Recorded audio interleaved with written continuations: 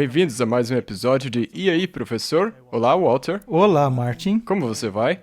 Estou da mesma maneira que da última vez. Oh, então significa que Isso vai é bem. bom. Comecemos com uma palavra de oração. Pai Celeste, muito obrigado por nos reunir mais uma vez aqui para discutir esses assuntos importantes. Nós precisamos de Ti em nossas vidas, por favor, nos abençoe e nos ajude com o Espírito Santo, em nome de Jesus. Amém. O título desse episódio é A Perseguição Final. De acordo com a escatologia, como entendemos, as coisas começarão a ir a uma certa direção, e isso deverá aprimorar aqueles que guardam os mandamentos de Deus e têm a fé em Jesus. Sim. Pois é isso que a Bíblia diz. Sim. O diabo enfureceu-se contra a mulher, a igreja, e saiu para fazer guerra contra um grupo descrito de uma maneira muito específica, aqueles que guardam os mandamentos e têm a fé de Jesus. E mais tarde, esse grupo é descrito ainda em Apocalipse como aqueles que guardam os mandamentos de Deus e têm o espírito de profecia. Sim. E como será essa guerra? Recentemente tem havido muitas mensagens que têm tentado descrever o que vai acontecer. Hoje, porém, gostaríamos de explorar alguns aspectos diferentes, a fim de termos uma visão mais geral de como isso vai acontecer, ou de como isso vai possivelmente acontecer. Portanto, vamos começar de uma vez? No livro Fundamentos da Educação Cristã, é dito: quando alcançarmos o padrão que o Senhor gostaríamos que alcançássemos, as pessoas do mundo verão os adventistas do sétimo dia como estranhos, peculiares e severos extremistas. Seremos um espetáculo para o mundo, aos anjos e aos homens. Martin, quando somos feitos um espetáculo para o mundo, isto significa que deve haver uma certa proeminência, não é verdade? Caso contrário, não seríamos um espetáculo. Correto. O mundo age como espectador no que tange a certos esportes. Então, o que acabará tornando este grupo conhecido? E quando eles finalmente se tornarem conhecidos, o mundo os verá como severos e extremistas. Extremistas. E essa é uma palavra que nós temos ouvido muito recentemente nas notícias. Aqui está uma outra citação do livro Testemunhos para a Igreja, volume 5. Nosso povo tem sido considerado muito significante para que o mundo possa notá-lo. Porém, isso mudará. O mundo cristão está agora mesmo fazendo movimentos que colocarão o povo que guarda os mandamentos sobre os holofotes. Portanto, mesmo o mundo cristão irá de alguma maneira colocar os holofotes sobre os adventistas do sétimo dia. Eu realmente acho que seria ruim se esta série de conversas que estamos tendo aqui fossem assistidas apenas pelos adventistas. Sim, verdade. Eu gostaria que fosse um espetáculo para o mundo todo. Sim. Todos deveriam estar envolvidos nisso. E eu gostaria que eles realmente compreendessem, pois, como dissemos antes, nós não nos tornamos adventistas do sétimo dia apenas porque é divertido. Pois, como já dissemos antes, ao considerarmos todas as opções lá fora, há muitas razões convincentes para sermos adventistas. Correto. Caso contrário, você precisa rever seus conceitos. Sim. Muito bem. Portanto, o que é que vai mudar e como vai mudar? Esse é o tópico de hoje sobre o qual vamos falar. Esta é uma outra citação importante. Eu vi a igreja nominal e adventistas nominais. Veja, esses adventistas nominais não são necessariamente adventistas do sétimo dia, mas pessoas que acreditam na segunda vinda, pessoas que de alguma maneira têm a noção que Jesus vai voltar, mas não sentem a urgência nisso. Estes, assim como Judas, nos entregarão para os católicos, para que estes possam obter influência contra a verdade. Mas qual é a influência que os católicos têm contra a verdade? Eles provavelmente estão conectados ao governo, a fim de que possam exercer essa influência. Correto. Já falamos tanto sobre isso aqui, não resta mais dúvidas. Os santos parecerão pessoas poucas conhecidas, estranhas aos católicos. Porém, as igrejas e os adventistas nominais que conhecem os nossos costumes e que nos odeiam por causa do sábado, por não conseguirem refutá-lo, trairão os santos e os denunciarão aos católicos como aqueles que desprezam as instituições do povo. Isso é, aqueles que guardam o sábado e desrespeitam o domingo. Bem, alguns poderão dizer, não entendo por que tanta importância nessas coisas. Nós já falamos sobre o sábado aqui, muitas e muitas vezes. Afinal, quem instituiu o sábado? Deus. Deus instituiu o sábado no Éden. E ele disse que a sua lei não muda, e Jesus disse que não veio para mudar a lei. Nada mudará, inclusive ele é o Senhor do sábado, então ele deve dizer como Sim. guardar. Muito bem.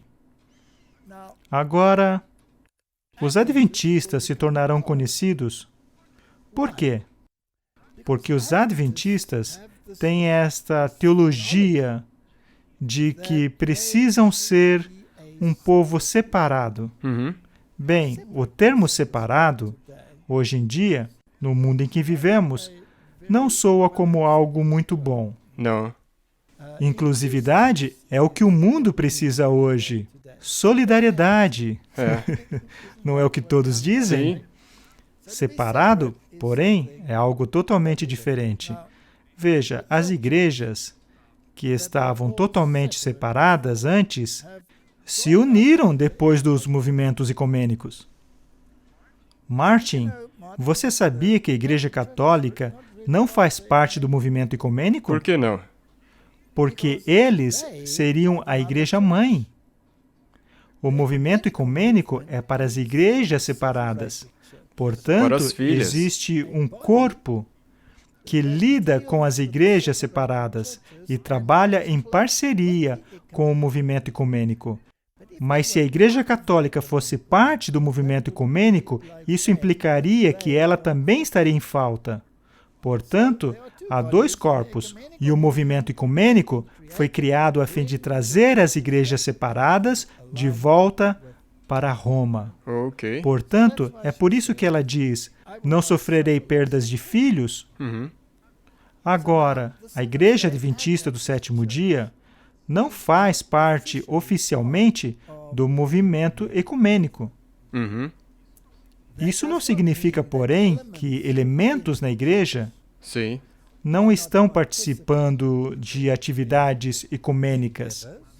Mas, oficialmente, a igreja não é parte do movimento ecumênico.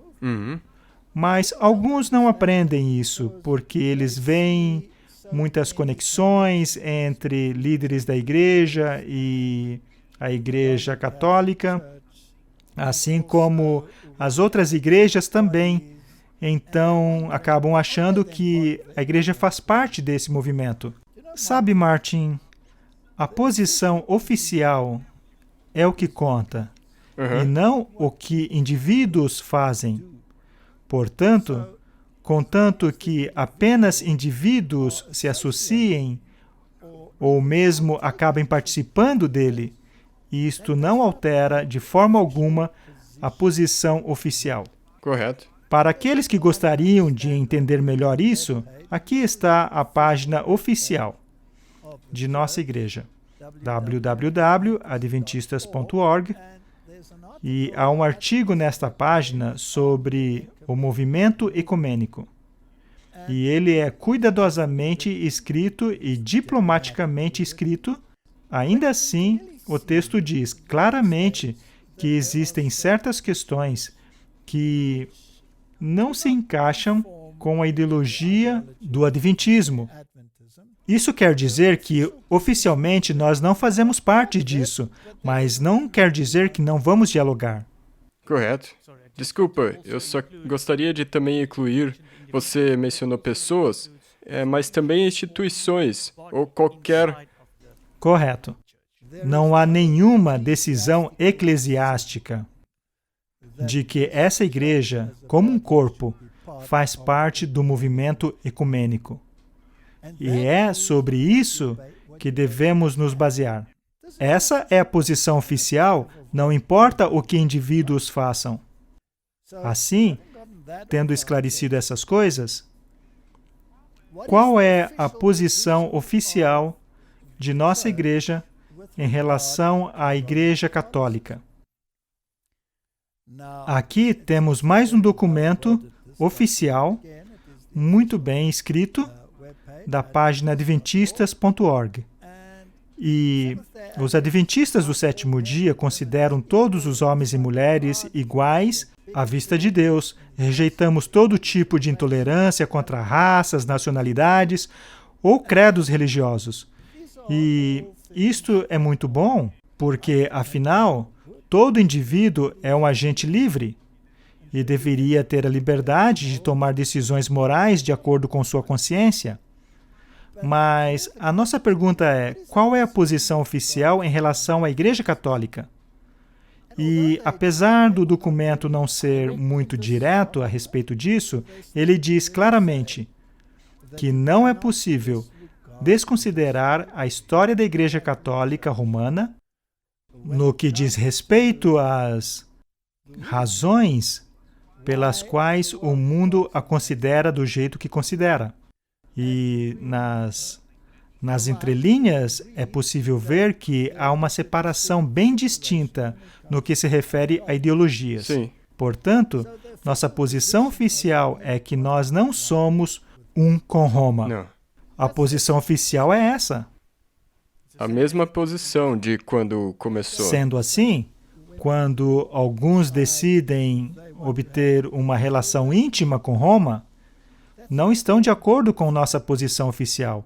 E não há nenhuma decisão eclesiástica na qual a igreja, como um corpo, tenha aberto mão da doutrina de que o Papa é o anticristo. Correto. Correto? Sim. Portanto, vivemos em um mundo onde existem pessoas diferentes, com diferentes opiniões, mesmo dentro da igreja. Ora, a rede do Evangelho pega todo tipo de peixe, e não podemos usar os peixes como referência a fim de dizer que o corpo todo apostatou, pelo fato de alguns peixes não estarem em harmonia com os outros peixes. Correto. Portanto, o que importa é a posição oficial. Este é um artigo de uma revista muito conhecida que fala sobre o Adventismo. Está no site Ministry Magazine e a pergunta é, seriam os adventistas fundamentalistas? E a conclusão deles, que também é muito bem escrita, muito bem elaborada, no que diz respeito à definição oficial de fundamentalismo, de que se a pessoa crer no que a Bíblia diz, sim, os adventistas são fundamentalistas. No entanto, em relação à definição que o mundo tem hoje em dia do fundamentalismo, então a resposta é não. Não somos terroristas, não somos causadores de problemas, Certo. apenas cremos na Bíblia. Portanto, essa é a posição oficial, esse é o entendimento correto. Portanto, independentemente do que qualquer um possa dizer, essa é a posição oficial. Agora, vamos dar uma olhada no outro lado, no que a Igreja Católica diz. Sim, sobre os adventistas. Sobre o Adventismo. Sobre os adventistas do sétimo Sim, dia. é importante, não é? Com certeza. Muito bem, então já expomos 3 documentos aqui, que qualquer pessoa pode ler de graça, mas nós não o lemos integralmente, apenas fizemos um resumo. Mas o que realmente nos interessa aqui é saber como a Igreja Católica Romana vê essa questão, no que tange os adventistas do sétimo dia. Aqui está um artigo de respostas católicas sobre os adventistas, e lá está a página da internet, e eu creio que deveríamos ser um pouco mais cuidadosos em relação a este. Correto. Vamos dar uma breve olhada no artigo e então analisar a situação real. A maioria das pessoas conhecem pouco sobre os adventistas do sétimo dia, além do fato de que eles adoram o sábado e não os domingos. Porém, há mais sobre essa seita. Eles começam falando um pouco de história e então eles passam a falar diretamente de Guilherme Miller e o movimento millerita. Movimento este que não era adventista, certo? Tratou-se de um movimento que eventualmente envolveu todo o mundo evangélico. A Igreja Adventista do Sétimo Dia tem suas raízes no pregador americano Guilherme Miller, um batista que previu que a segunda vinda de Cristo ocorreria entre 21 de março de 1843 e 21 de março de 1844. E porque eles e os seus seguidores proclamaram o iminente advento de Cristo, eles são chamados de adventistas. Eles não eram chamados de adventistas do sétimo dia, mas apenas de adventistas. E eles guardavam o primeiro dia da semana. Como Cristo não apareceu, Miller relutantemente endossou a posição de um grupo de seus seguidores conhecidos como Movimento do Sétimo Mês, que defendia a segunda vinda de Cristo para o 22 de outubro para 1844, que era o sétimo mês do calendário judeu. Como isso também não aconteceu, Miller passou a repudiar a marcação de uma data para a segunda vinda, fazendo com que seus seguidores se dividissem em facções que competiam entre si. Vejam, essa é a Igreja Católica. Eles conhecem os adventistas do sétimo dia. E então eles passam a contar a nossa história e eles não serão muito gentis na maneira como a contam. Portanto, nós precisamos tomar cuidado daqui para frente. Miller pregava, baseado na interpretação de Daniel e Apocalipse, que Cristo retornaria em 1843 e 1844 para purificar o santuário. E até então se pensava que o santuário era a terra, e não se tinha ideia do santuário celestial até aquele ponto. Nós já falamos sobre isso em outros episódios, então não vamos nos aprofundar nisso agora. Então, o novo grupo de milleritas foi influenciado por um homem chamado Joseph Bates, que em 1846 e 1849 publicou um panfleto insistindo que os cristãos deveriam observar o sábado judeu. Agora, existiria tal coisa como o sábado judeu? Não. É o sábado de Deus. O sábado é de Deus. O sábado não foi instituído no Éden? No Éden? Em Gênesis? E por acaso havia algum judeu naquele tempo? Portanto, o sábado é de Deus. Isso aqui é, na verdade, uma linguagem pejorativa que eles usam para diminuir o sábado. Estas duas correntes de pensamentos, que Cristo teria entrado no santuário celestial e a necessidade de se guardar o sábado judeu, foram combinadas por Ellen White. Naturalmente, isso também é uma clara distorção. O que realmente aconteceu é que quando Jesus não voltou, eles estudaram a Bíblia e descobriram que o santuário que deveria ser purificado era o santuário celestial. Sim. Sabe, Martin, não vamos explorar todos os detalhes, mas se você for no livro de Daniel, e por falar nisso, o livro de Daniel é muito importante, é crucial. E antes mesmo de avançarmos nesse assunto, eu gostaria de lhe fazer uma pergunta. Seria Deus o autor da confusão? Não. Muito bem. Dito isso, seria Deus o autor da Bíblia? Sim. Através dos profetas, Sim. correto? Muito bem. Deus prometeu preservar o seu livro? Sim. Sim, ele o fez. Teria Deus lançado uma maldição sobre qualquer um que removesse ou acrescentasse qualquer coisa à sua palavra?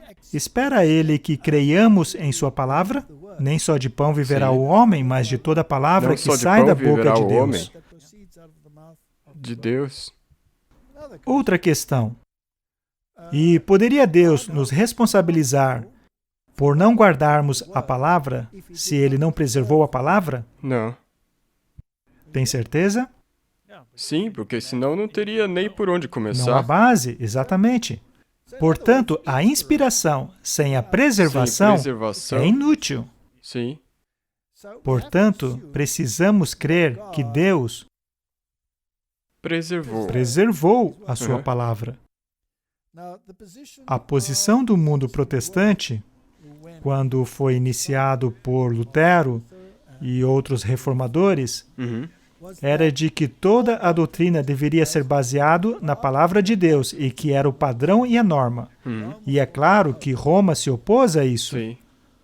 E, mais tarde, os críticos, que tiveram sua origem no berço de Roma, começaram a dissecar a palavra de Deus, dizendo: isso não está no original, aquilo não é relevante, isso é só uma alegoria, e aquilo outro é um acréscimo que foi acrescentado muito tempo mais tarde, e isso e aquilo, tornando a Bíblia basicamente um livro de histórias alegórica e desconexo. Bem, se você quer ler a Bíblia desta maneira, você tem o direito. Mas se você decidir acreditar na palavra de Deus, então ela se torna sua norma, correto?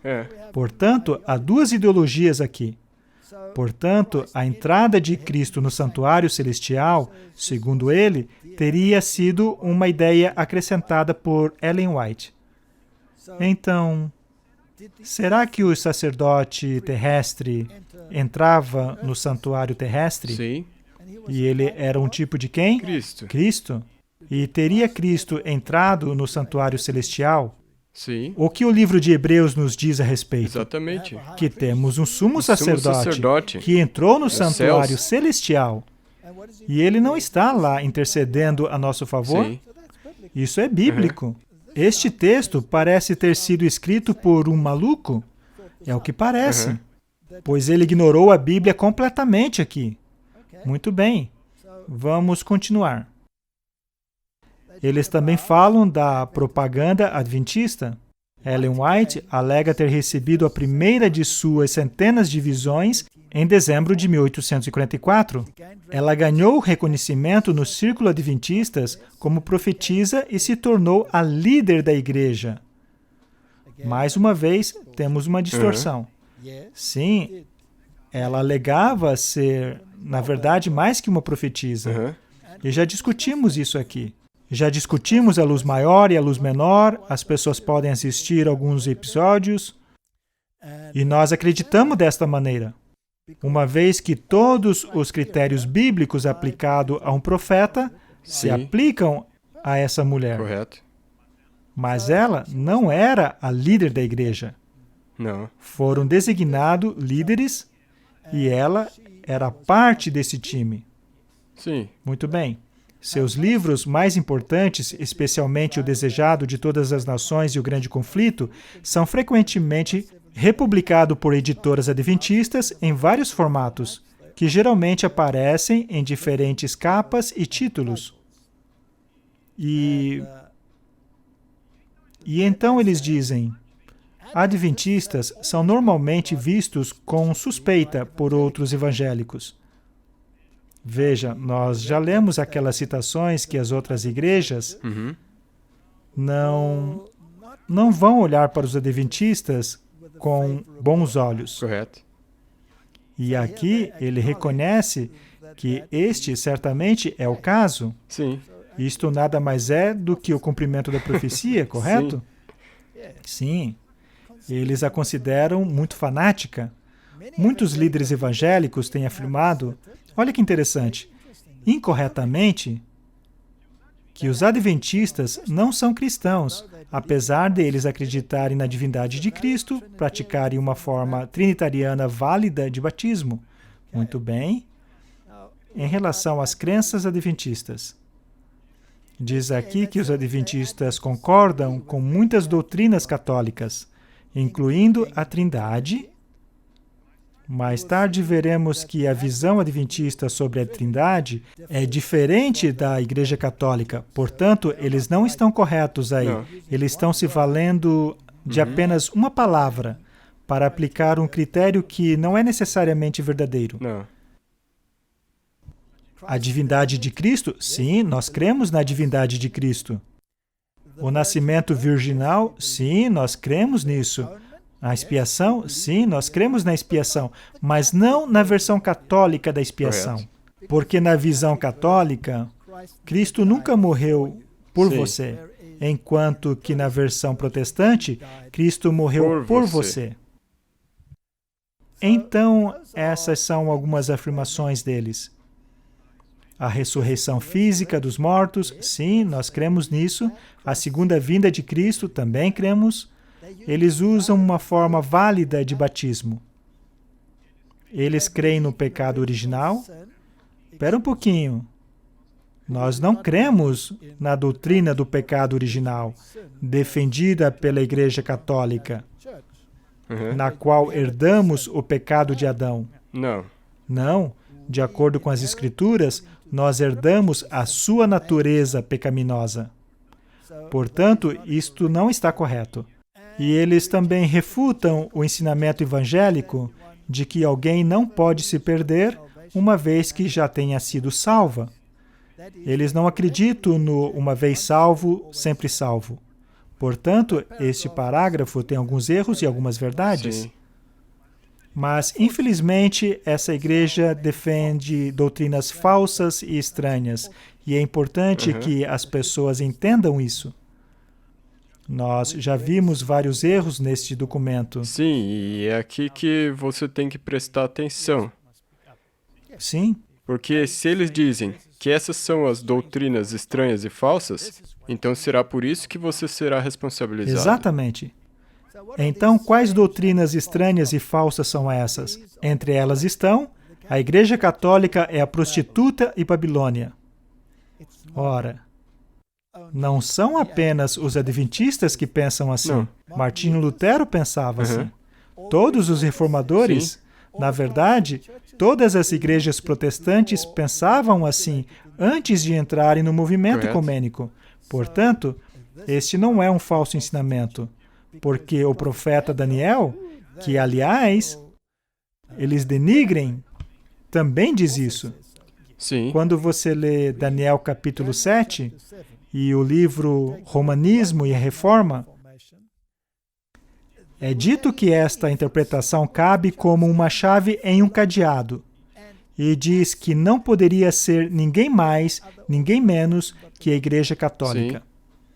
Portanto, é um ensinamento bíblico este que associa a Igreja Católica como a prostituta babilônica. O Papa é o anticristo. Martinho Lutero disse isso. E todas as igrejas acreditavam assim antes do ecumenismo. Portanto, elas voltaram as costas contra o ensinamento bíblico. Que nos últimos dias, o domingo será a marca da besta. Ora, a própria Igreja Católica já afirmou que o domingo é a marca de sua autoridade.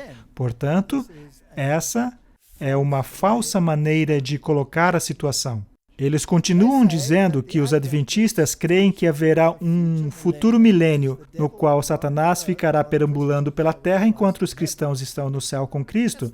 Ora, isso não é o que os adventistas dizem, é o que a Bíblia diz. É só ler o livro de Apocalipse. Portanto, isso é absolutamente bíblico. Foi tirado do livro de Apocalipse.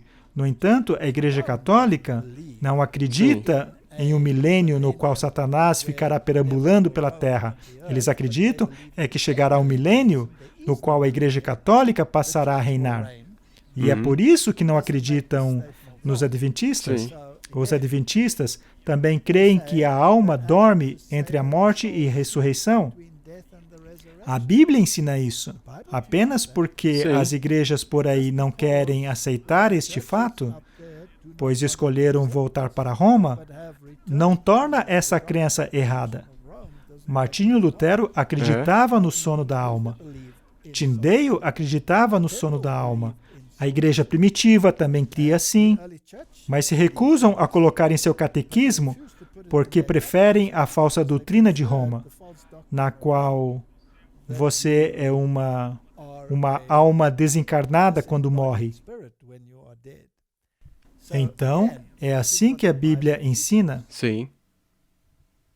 Eles também mencionam aqui a doutrina do inferno, na qual os adventistas, de acordo com o livro de Apocalipse, acreditam ser a segunda morte, ou seja, a destruição pelo fogo. Aham. Então, de novo, o que eles chamam de falsas doutrinas, na verdade, são doutrinas bíblicas, e eles as estão condenando. É. O que, na verdade, estão condenando é a Bíblia.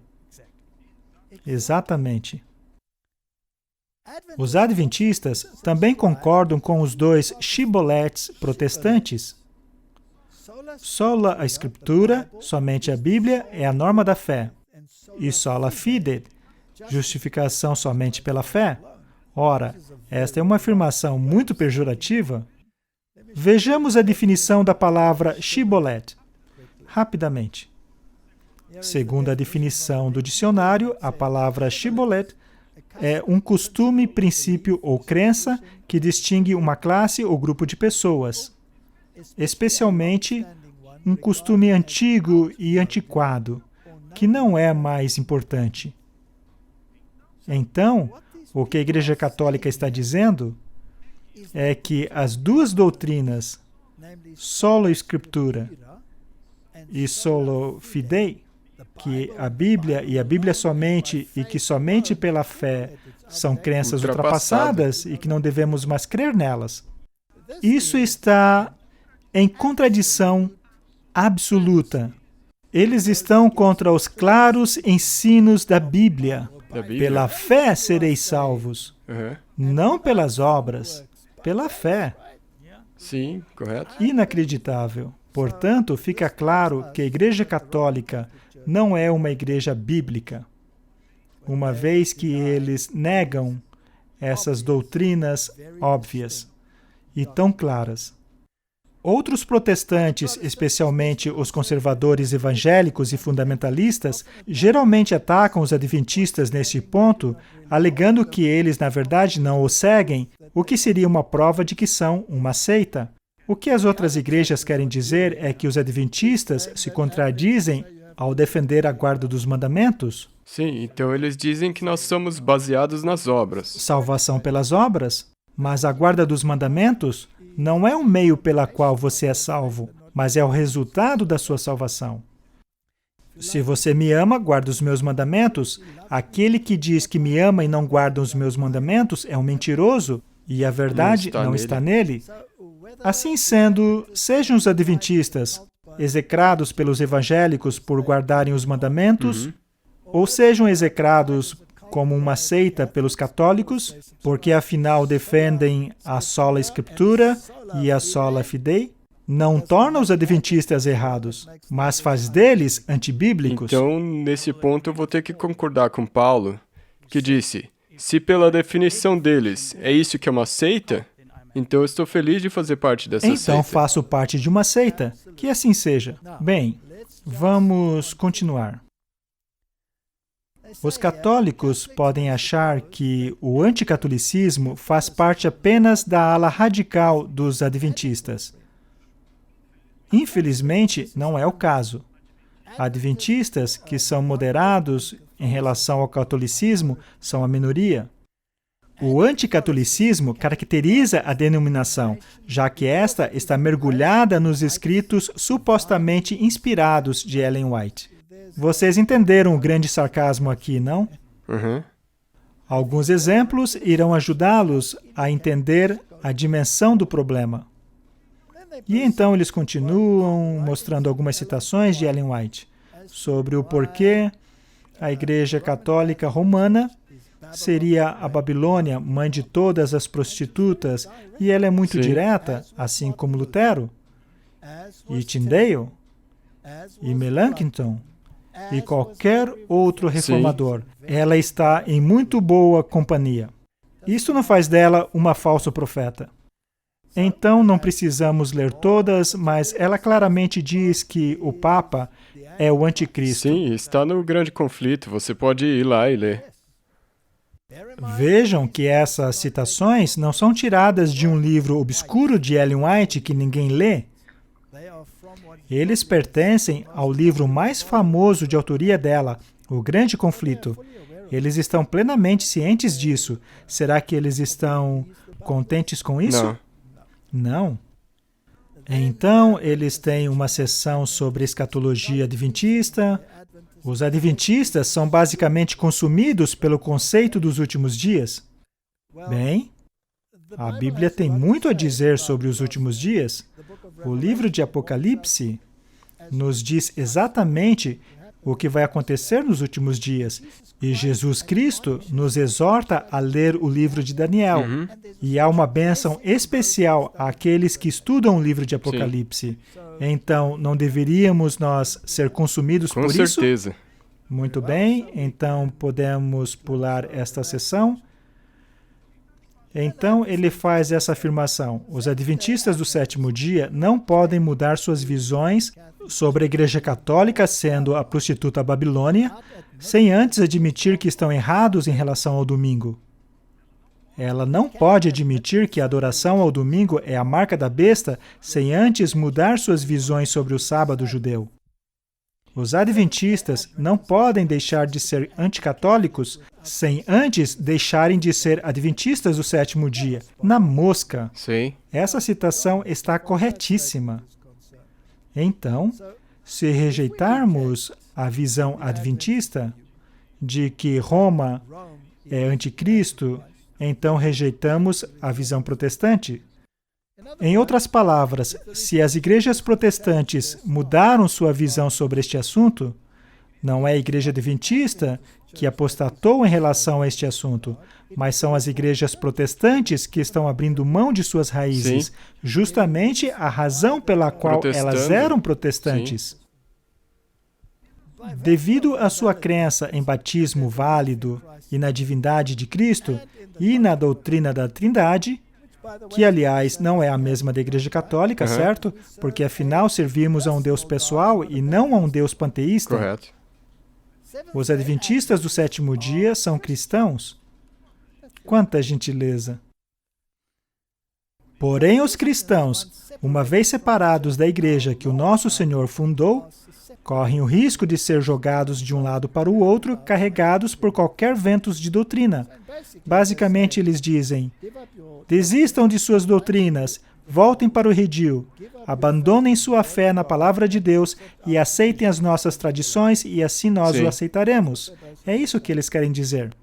E o que eles estão dizendo ao mundo evangélico é: abandonem sua fé protestante, desistam de sola escritura, desistam do soli fidei, e então podem fazer parte do movimento ecumênico.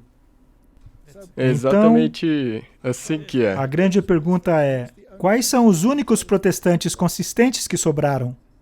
Você sabia que a própria Roma diz isso? Roma diz que os adventistas do sétimo dia são os únicos protestantes consistentes. Sim. Incrível. Correto?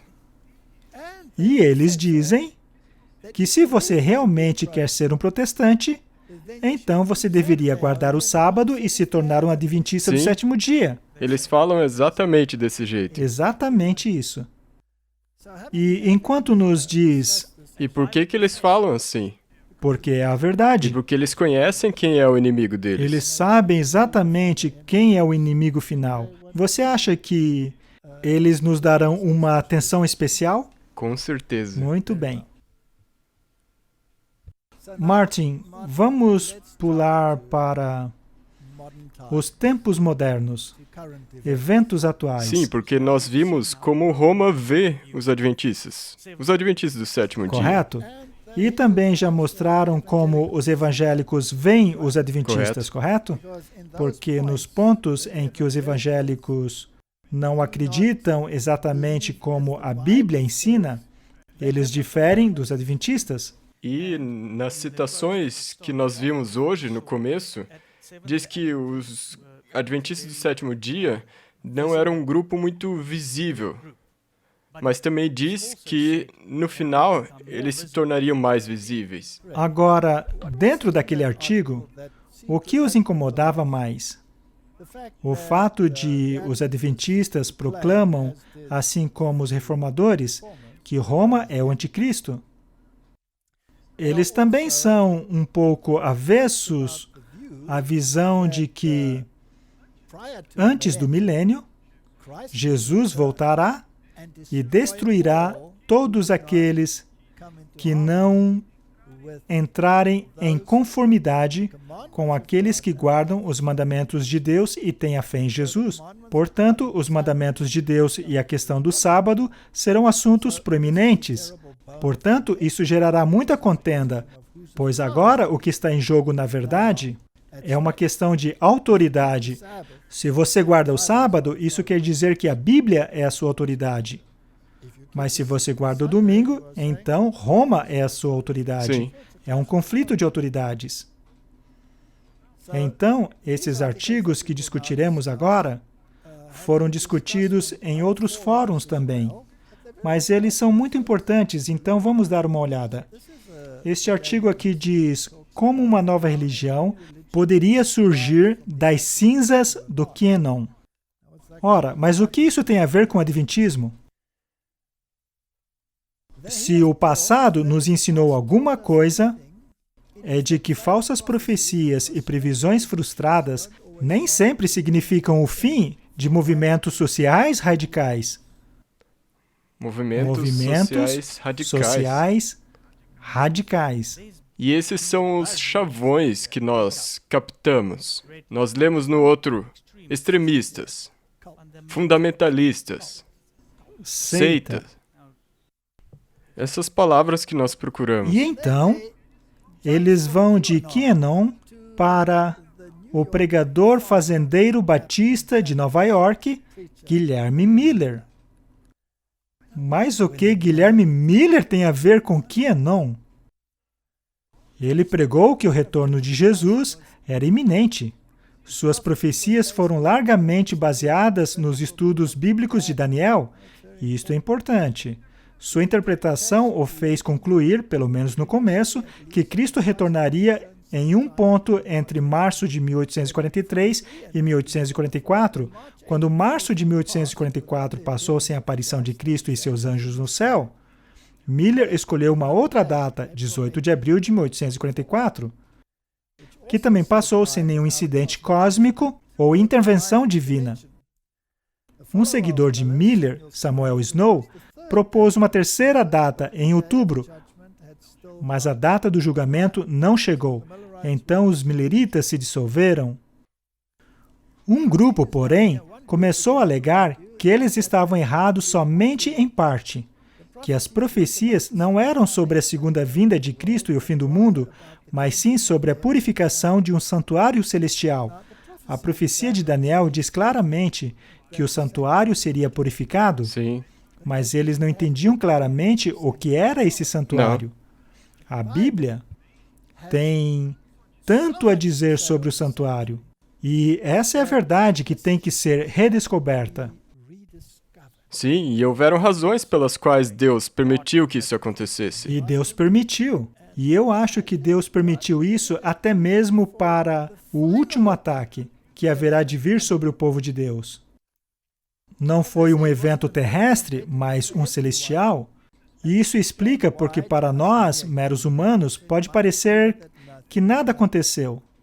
Dá para ver que existe um certo sarcasmo aí. E foi a partir desse grupo que os adventistas do sétimo dia surgiram.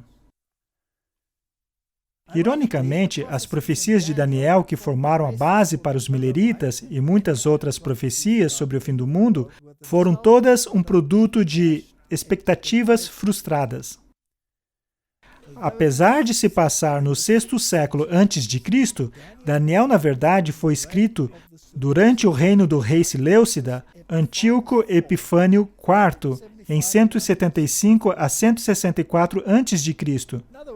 Em outras palavras, o que eles estão dizendo é que Daniel nunca escreveu aquele livro. Certo? Isso é exatamente o que isso que eles querem dizer, porque eles estão datando a escrita do livro para mais de 400 anos depois.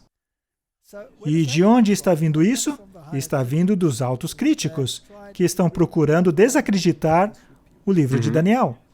Eles estão dizendo que Deus nunca preservou seus escritos e, portanto, seus escritos não são confiáveis.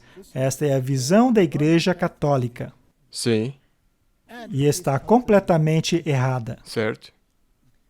Porque nos manuscritos do Mar Morto, nos dão evidências de que o livro de Daniel é autêntico, porque as partes que mudam do aramaico para o hebraico estão inclusas nestas porções que foram encontradas no livro de Daniel. E o dialeto desse aramaico era utilizado na época dos persas e não dos tempos gregos, como este artigo está dizendo.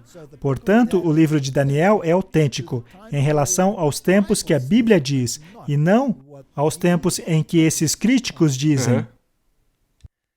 Nós, como adventistas do sétimo dia, temos o livro de Daniel como autêntico, como uma profecia de Deus. Correto. Lutero fez a mesma coisa. Sim. Lutero disse que esse será o primeiro livro do Antigo Testamento que eu traduzirei, que todos precisam conhecê-lo, porque é neste livro que encontramos a chave para decifrar o Apocalipse e assim encontrar a identidade do Anticristo. Daniel capítulo 7. Correto. E por falar nisso, no capítulo 7 de Daniel, diz claramente que Jesus Cristo foi até o ancião de dias e não a este planeta. Eles não entendem a Bíblia. E eles a denigrem. E também esse Antíoco Epifânio IV, eles fazem dele a pessoa que é o... Anticristo. Sim. Isto é preterismo e mostra o quão confuso eles estão. Eles fazem de Antíoco Epifânio IV o Anticristo, que era um rei grego. Mas o livro de Daniel nos diz que ele viria no quarto reino, que era Roma, e não na Grécia. E assim não pode ser Antíoco Epifânio. Então, a outra doutrina jesuíta diz que o anticristo virá no futuro, depois do arrebatamento secreto.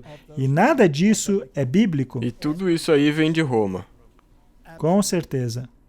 Então, isso tudo é muito interessante. E, pela maneira como foi escrito, tudo indica que foram ajudados por alguém.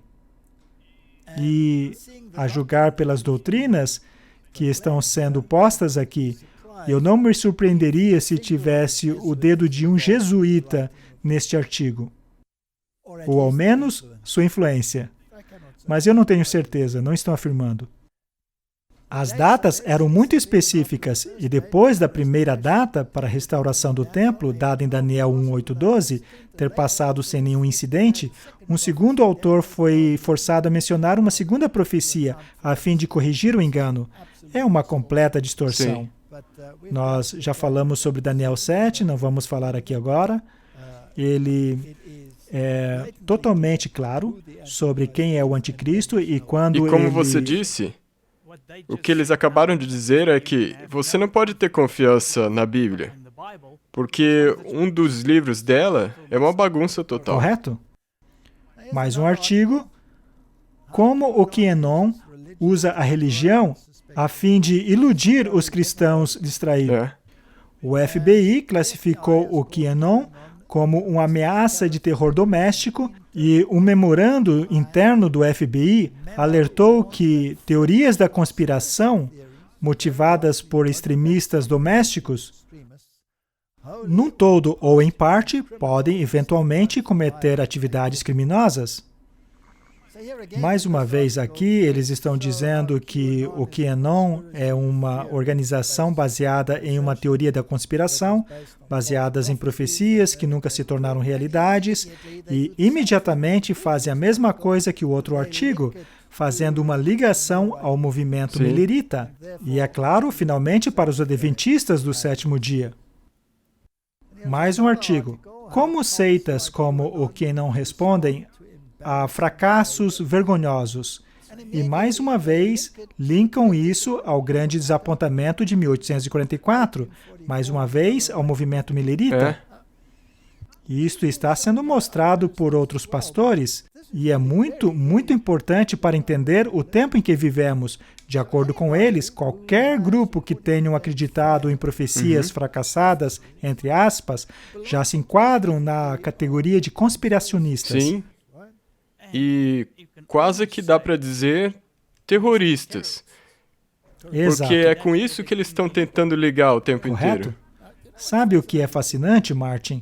Muitos anos atrás, um evangelista muito famoso, adventista, deu uma declaração na qual ele disse que as leis antiterror que foram inseridas contra organizações muçulmanas extremistas foram projetadas, na verdade, na opinião dele, para um ataque final aos adventistas do sétimo dia.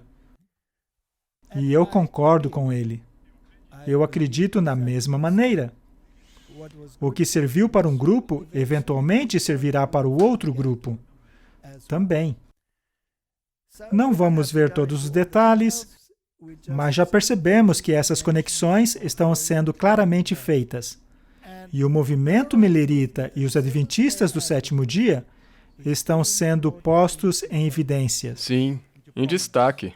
Agora, o que devemos fazer em relação a isso? Há uma enorme diferença entre as teorias de conspiração do QAnon e as falsas, entre aspas, profecias dos adventistas. Estas supostamente falsas profecias são baseadas em critérios muito bem fundamentados. O QAnon não usou nenhuma profecia bíblica especificamente como critério para basear a crença deles. Sim, eles usam alguns versos soltos sobre o declínio moral e a consequência disso. Os adventistas, porém, não se fundamentam sobre uma figura chamada de Q, ou seja lá o que for, que viria para resolver tudo. Os adventistas do sétimo dia creem que Jesus Cristo, em pessoa, virá Sim, o próprio Jesus. Para intervir. E isso é porque eles estão esperando um reino terrestre e 1000 anos de paz na Terra. Sim. O que é o contrário ao que os adventistas acreditam. O ensino bíblico é que será no céu os 1000 anos. Correto? Jesus Cristo virá e todo olho o verá. Ele separa os justos e os injustos. Isto é muito claro na Bíblia. O homem do pecado será destruído pela glória de sua vinda. É isto que a Bíblia ensina. Portanto, estas são as coisas que estão sendo evidenciadas pela mídia hoje em dia. Nós precisamos entender exatamente onde estamos. Mais um artigo da revista O Atlântico, profecia sobre esse grupo chamado Q.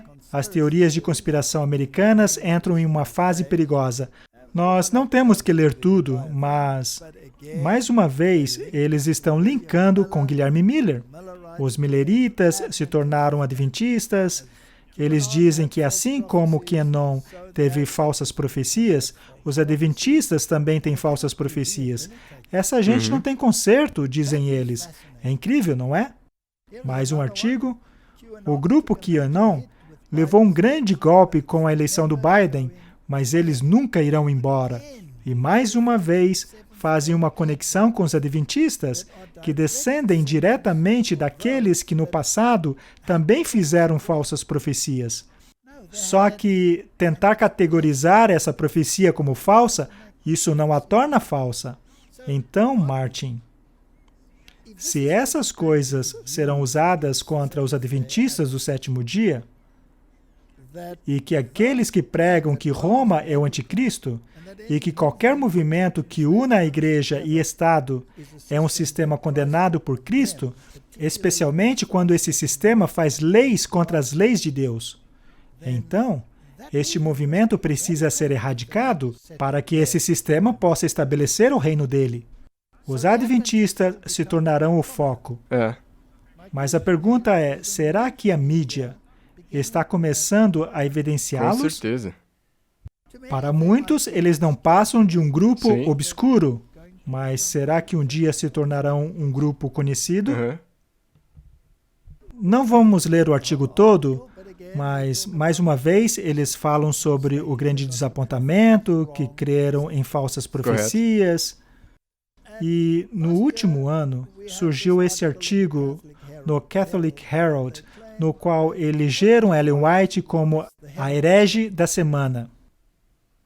E eles também apresentaram outros hereges, como William Tyndale, Martin Lutero. Então ela está bem Ela acompanhada. está em boa companhia. Eu estou muito feliz que Lutero também foi considerado um herege. Você se lembra que quando falamos sobre esse artigo, fizemos uma referência a um dos meus sermões, intitulado Bookends. Suportes de Livros, que falava sobre a definição daquilo que é um herege. E de acordo com a Bíblia, o maior herege é o sistema católico romano. Se você puder, coloque o Eu vou link para colocar, esse sermão. com certeza. Não quero mudar o assunto, mas É muito importante. vamos continuar. Então, mais uma vez, mencionam o que ocorreu em 1844. Martin, você tem certeza de que a profecia de 1844 é verdadeira e não é uma profecia falsa? Sim. Ainda que o evento tenha sido diferente daquilo que esperavam? Sim, quando você estuda o cenário por completo, você vai no âmago dessa questão e faz sentido. Vamos ler este parágrafo do artigo, que fala de Ellen White. E, é claro, não estão felizes com ela. Suas constantes revelações formaram a base das doutrinas sobre as quais ela e seu marido, Tiago, fundaram a Igreja Adventista do Sétimo Dia. Assim chamada porque Ellen White alegava que Jesus quer ser adorado no dia do sábado judeu. Isto é ridículo. Mas, enfim, vamos continuar.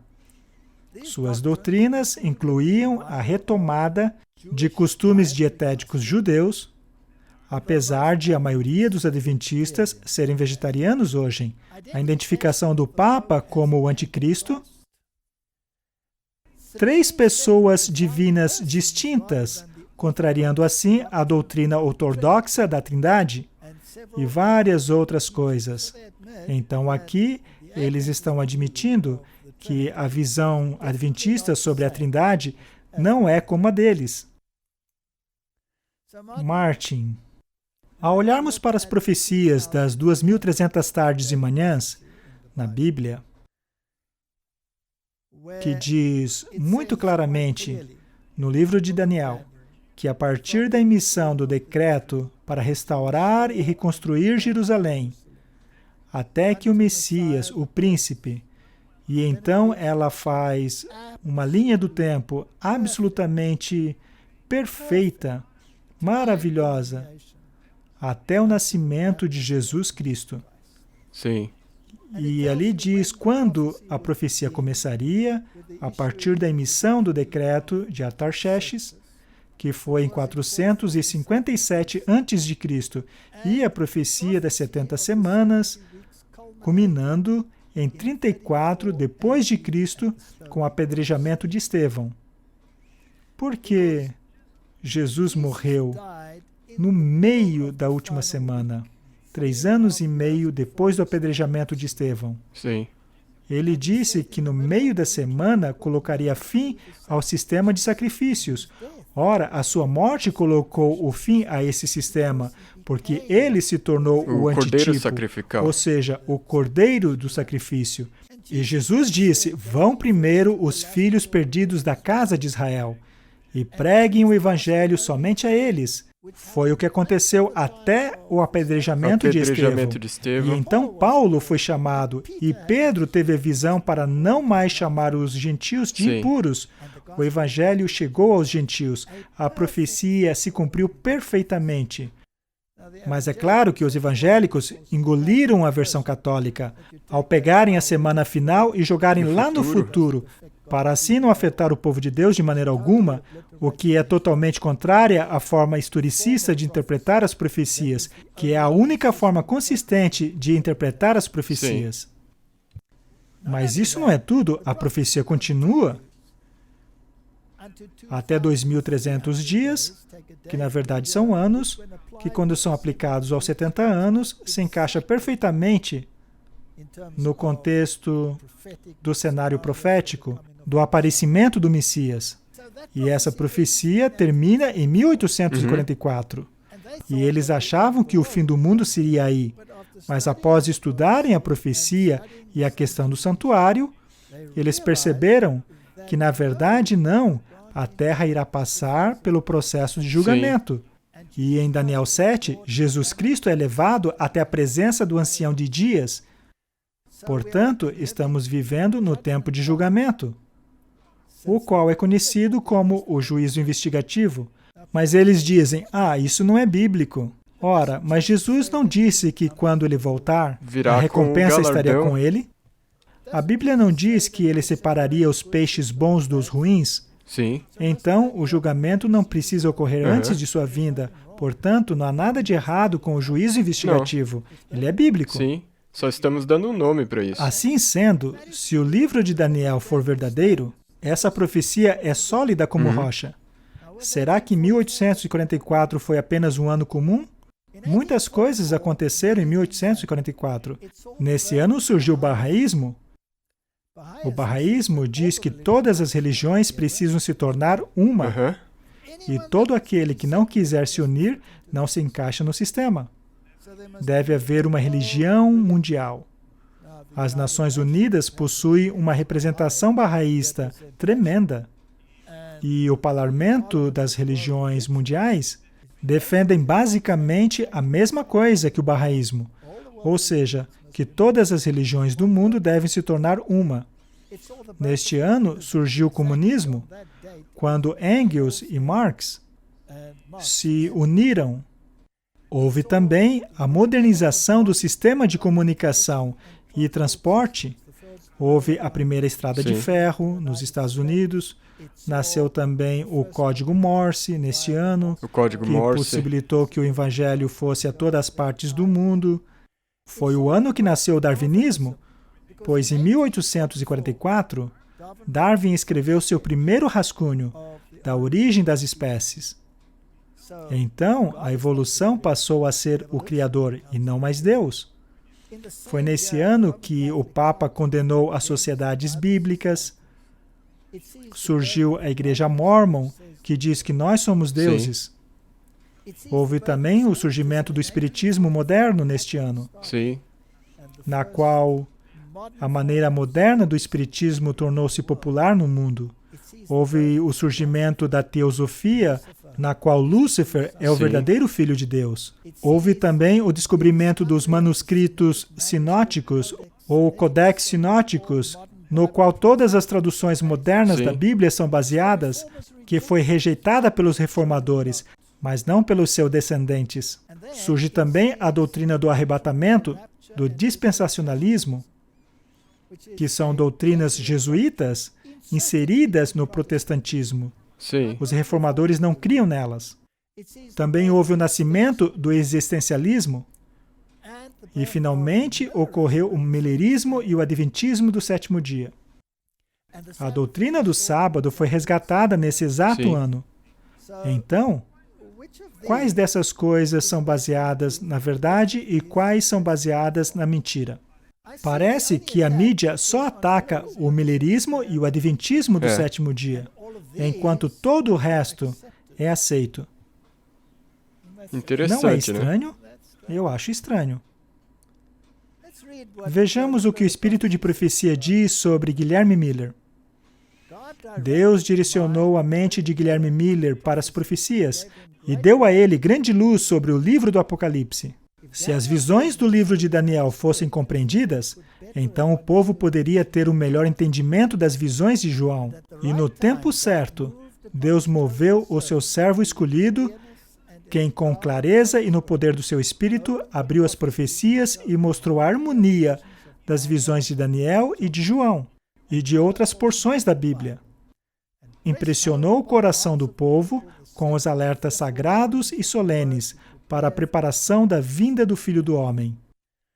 Profunda e solene convicção estava sobre as mentes daqueles que o ouviam. Ministros, povos, pecadores infiéis tornaram-se ao Senhor, a fim de buscar preparação para permanecer em pé diante do julgamento. Anjos de Deus acompanharam Guilherme Miller em sua missão. Ele era firme e inabalável, proclamando fervorosamente a mensagem que havia confiado a ele. Um mundo submerso em maldade e uma igreja fria e mundana foram suficientes para despertar todas as suas energias e levá-lo a aceitar voluntariamente a privação e o sofrimento.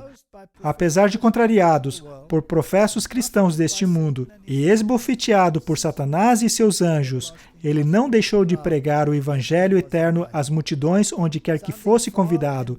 Levou adiante o clamor: temei a Deus e dá-lhe a glória, pois a hora do seu julgamento chegou. Esta é a primeira mensagem angélica. Agora, o Guilherme Miller pregou em várias denominações cristãs. Ele pregou a cada uma delas e nunca foi a sua intenção unificar as igrejas. Não era a intenção dele fazer uma nova igreja. A intenção dele era que diferentes igrejas aceitassem essas profecias e incorporassem nas suas igrejas. Há uma outra questão aqui. Ele mostrou o que as profecias diziam, e pelo menos 120 ministros de diferentes denominações estudaram as suas visões e aceitaram. Então, aquele entendimento era exclusivo de Guilherme Miller ou se tornaram a visão de muitos pastores nas igrejas evangélicas da época? Foi um movimento evangélico, certo? Correto. Que consistia de virtualmente todas as denominações dos Estados Unidos. Sim. Portanto, será que a culpa é apenas do Guilherme Miller ou de todos os outros pastores que também creiam na mensagem? Sim. Então, por que pegam no pé de apenas um homem? A hora de sua vinda faz parte da primeira mensagem angélica? Sim, foi isso que Miller pregou. Então, o que Miller estava pregando era o que mais tarde foi entendido, que não se tratava da purificação da terra, mas sim que a hora do juízo iria chegar, que havíamos entrado na fase do juízo investigativo, já que iríamos receber a recompensa por ocasião da segunda vinda de Cristo. Vi o povo de Deus em feliz expectativa, aguardando pelo seu Senhor, mas Deus queria prová-los. Sua mão havia encoberto o erro em relação aos períodos proféticos. Aqueles que aguardavam seu Senhor não identificaram esse erro, e mesmo os homens cultos que se opunham ao movimento falharam em identificá-lo. Bem, eles dizem que Deus nunca faria isso. Ora, ele não ocultou o engano quando os discípulos não puderam identificar o que haveria de acontecer no Calvário? Eles não passaram por um grande desapontamento? Aqueles que estavam a caminho de Emaús não o identificaram imediatamente. No domingo, Jesus estava entrando em Jerusalém como um rei. E na próxima sexta estava pendurado na cruz. E seus sonhos foram quebrados. Mas Jesus não havia dito que aquilo aconteceria? Sim. Eles perceberam? Não. Sim. A mão divina o encobriu. Mas por que foi necessário que Deus permitisse esse desapontamento? Por que Deus não esclareceu a mente deles a respeito desse assunto? Porque assim, o joio foi separado do trigo. Sim. E a escória foi separada da prata. Por isso ele o permitiu. Para purificar. Portanto, apenas aqueles que não viram o erro na narrativa bíblica voltaram às Escrituras para estudá-la. E então descobriram a mensagem do santuário. E o resto desistiu. O resto desistiu. E o mesmo aconteceu na época dos discípulos. Era propósito de Deus que seu povo passasse por um desapontamento. O tempo passou e aqueles que alegremente aguardavam seu Salvador foram desapontados, assim como os discípulos. Já aqueles que não amaram a vinda de Jesus, mas abraçaram apenas com medo, ficaram felizes por não ter aparecido como esperavam. Aquilo que professavam não havia afetado o seu coração ou purificado a sua vida. A passagem de tempo fora bem calculada a fim de revelar tais corações. Deus tinha um plano com tudo isso. Será que seria plano de Deus que isso, de certa forma, acontecesse de novo? de forma que apenas aqueles que estudassem cuidadosamente a palavra para ter certeza que não houve enganos, finalmente dirão, não seremos sacudidos? Sim, vai ser um requisito. Será um teste, Sim. mais uma vez, assim como foi em 1844, será um teste no fim dos tempos. Você tem certeza de haver estudado as profecias de Daniel e acreditado que este livro é de Deus e não de um outro autor qualquer descrito nos tempos de Antíoco Epifânio, como eles querem te fazer acreditar, e que Deus é incompetente, pois não consegue preservar a sua própria palavra? Você permaneceria firme à sola Escritura e sola fide? Esses foram os primeiros a ridicularizar os sofridos e desapontados que realmente amavam a vinda do seu Senhor. Não estão fazendo o mesmo hoje? Atrelando o fracasso de conspiracionistas aos adventistas do sétimo dia? Sim. Vi a sabedoria de Deus em provar o seu povo e dar a eles um teste, a fim de ver quem daria as costas na hora da provação. É exatamente isso. Segundo a mensagem angélica, que viria logo após a primeira, correto? Conforme as igrejas se recusaram a receber a primeira mensagem angélica, elas rejeitaram a luz do céu e perderam o favor de Deus. Confiaram em sua própria força e, ao oporem-se à primeira mensagem, se colocaram no lugar do qual não poderiam ver a luz da segunda mensagem angélica. Aqueles que haviam sido oprimidos aceitaram a mensagem. Caiu a Babilônia! E assim deixaram aquelas igrejas. Martin, será que o chamado caiu Babilônia será repetido? Essa mensagem não será repetida e acrescida de ela se tornou casas de demônios e lar de toda ave imunda? Sim. Não será repetida como um chamado saia dela para que não se tornem participante de seus pecados? Qual é a definição de pecado, Transgressão da lei. Aham. Então, no fim dos tempos, será que as igrejas irão quebrar os mandamentos de Deus e sua lei? Sim. E isso não fará delas Babilônia, Aham. certo? Sim. Você não acha que essa mensagem será repetida? Sim. E com grande clamor? Agora, quando as igrejas voltarem ao redil de sua mãe, Roma, e unirem-se à organização que diz não houve nenhuma expiação, que é o Padre que perdoa seus pecados, que diz que Cristo é sacrificado de novo e de novo e de novo, enquanto a Bíblia diz claramente que por um sacrifício ele foi aperfeiçoado e, portanto, o pão e o vinho são símbolos de um ato completo e não de um sacrifício perpétuo. Se você se unir a esta organização, que invoca a ajuda de pessoas mortas, o que é proibido pela Bíblia, você não se torna, então, um participante de seus pecados? Sim. Não é lógico? Uhum. Então, se você se recusa a aceitar que esse sistema é anticristo e é, na verdade, parte do mundo cristão, então você se torna cúmplice. Isso é, na verdade, um apelo ao mundo cristão. Veja o que aconteceu às suas igrejas. Veja os rituais que entraram na sua igreja. Perceba como a palavra de Deus está sendo negada, basicamente em cada página, quanto ao que é moralidade, quanto àquilo que é homem, quanto àquilo que é mulher. Você pode olhar a lista toda e se perguntar, as igrejas hoje estão seguindo a Bíblia ou estão seguindo doutrinas sociais? Perto do fechamento da segunda mensagem angélica, houve uma grande luz do céu brilhando sobre o povo de Deus. Os raios de sua luz pareciam brilhantes como o sol, e ouvi a voz de anjos clamando, vejam, o noivo está vindo, vão encontrá-lo. E esse foi o clamor da meia-noite, que deveria dar poder à segunda mensagem angélica. Essa mensagem já havia sido para aquela época. E perceba que a condição daquelas igrejas nem se compara com as de hoje. Então, a Bíblia diz apenas, caiu a Babilônia, sem mais detalhes. Mas hoje, O ponto é que ela não apenas já caiu, mas se tornou casa de demônios.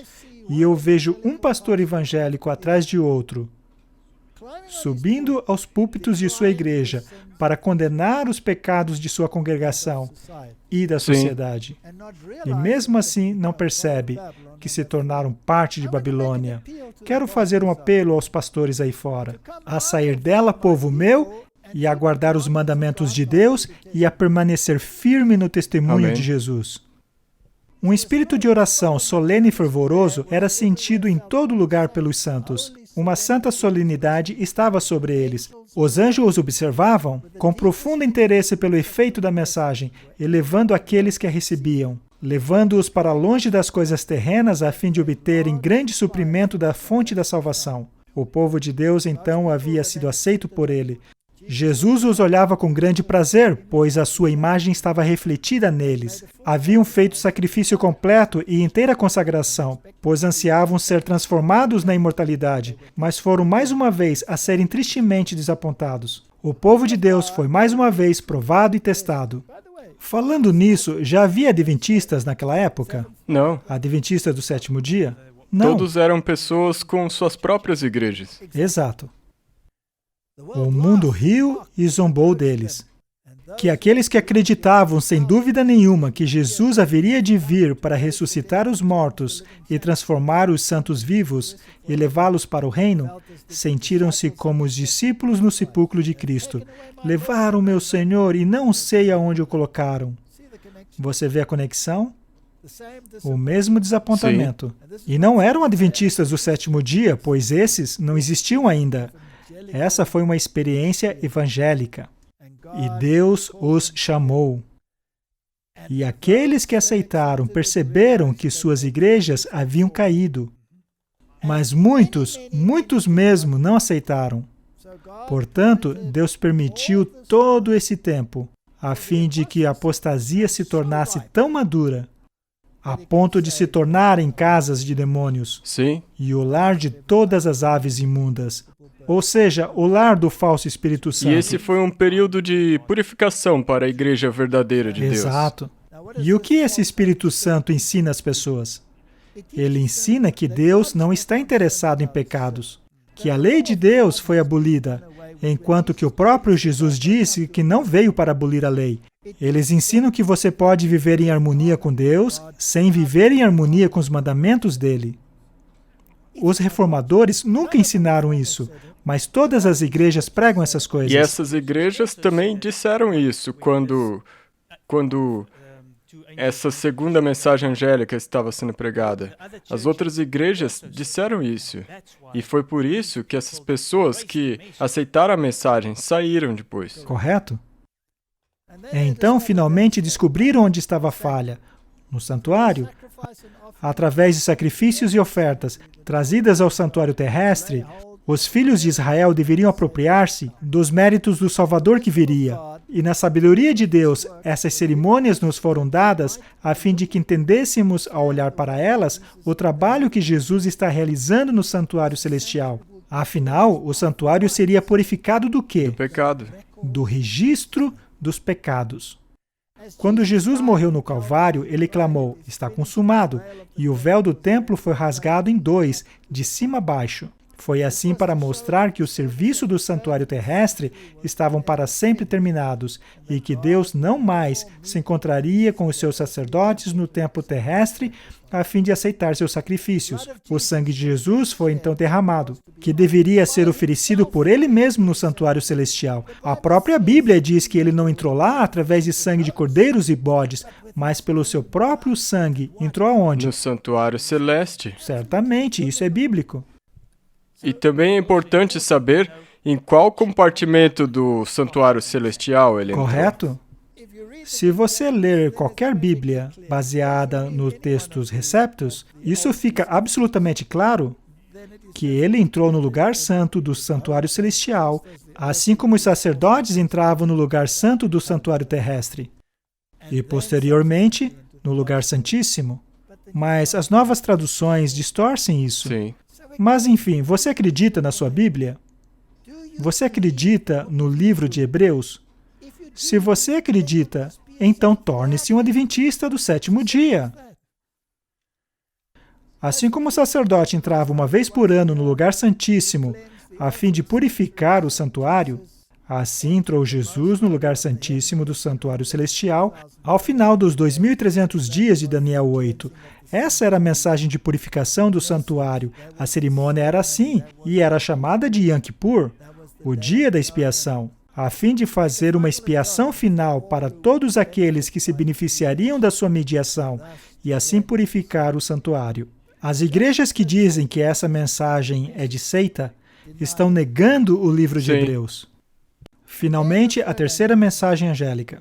Elas estão escritas na Bíblia apenas de maneira decorativa. Não muitas pessoas desejam ler o livro de Apocalipse. As 3 mensagens angélicas estão em Apocalipse, porque eles dizem que é um livro fechado. Mas a Bíblia diz, bem-aventurado aqueles que leem e entendem, não é mesmo? Sim, existe uma bênção nisso. Há uma bênção para estes.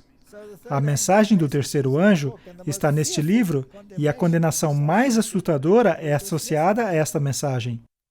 Essa mensagem foi projetada a fim de colocar os filhos de Deus em guarda, ao mostrar a eles que a hora da tentação e angústia estava bem diante deles. Disse o anjo, eles serão levados a um aguerrido combate contra a besta e a sua imagem. A única esperança para a vida eterna é permanecer firme. Ainda que as suas vidas estejam em risco, eles devem permanecer firmes na verdade. O terceiro anjo encerra sua mensagem dizendo, aqui está a paciência dos santos, aqui estão aqueles que guardam os mandamentos de Deus e a fé de Jesus. Essa mensagem envolve diretamente a besta e a sua imagem.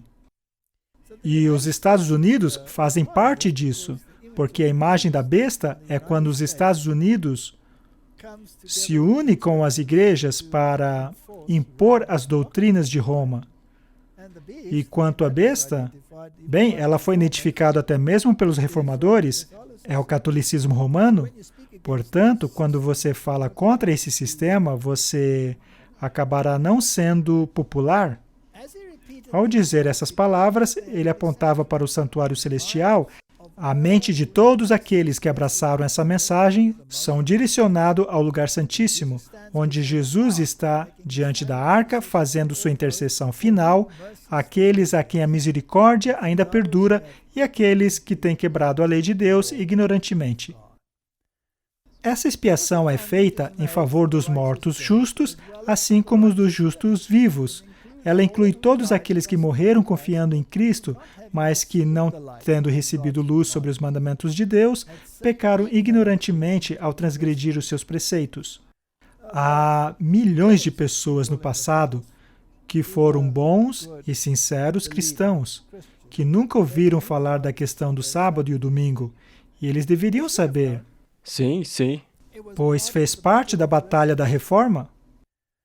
Por exemplo, Karlstadt, que estava com Martinho Lutero, ensinou claramente que o sábado deveria ser guardado. E muitos outros reformadores também ensinaram sobre o sábado. Mas até mesmo os protestantes os perseguiram. Houve muitas oportunidades. Os valdenses guardaram os sábados. Os albigenses guardavam os sábados. Houve muitos outros grupos que se recusaram a abrir mão do sábado. Eles deveriam saber, mas não sabiam. E uma vez que não foram informados disso, Deus relevou a sua ignorância. Após Jesus ter aberto a porta do lugar santíssimo, a luz do sábado foi vista.